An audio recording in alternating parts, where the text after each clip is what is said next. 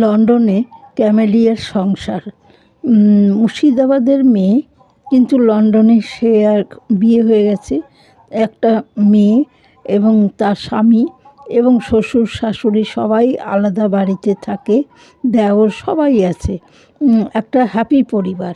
এই পরিবারে ক্যামেলিয়া নিজের মতন একটা সে কাজও করে, একটা চাকরি করে, স্বামীও করে আর নিজেও করে। কিন্তু এরা খুব হ্যাপি পরিবার। আর ক্যামেলিয়া আজকে মেয়েকে মানে স্কুলে দিয়ে তারপর তিনি কাজে চলে গেছেন এবং সেখান থেকে একটু তাড়াতাড়ি কাজ সেরে বাড়ি চলে এসছে।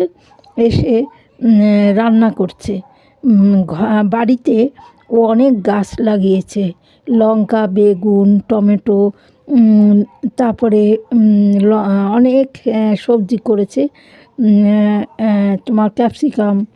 তা এবার ওর দোকান থেকে সেই নিয়ে এসেছিলো মাংসের কিমা, তাই দিয়ে ওরা বড়া তৈরি করে এবং ওই ক্যাপসিকাম এবং টমেটো এই সব সবজি দিয়ে ওরা একটা তরকারি করছে। আর মেয়ের জন্য আগের দিনের মাংস রান্না করা ছিল, সেই মাংস মেয়ের জন্য করেছে।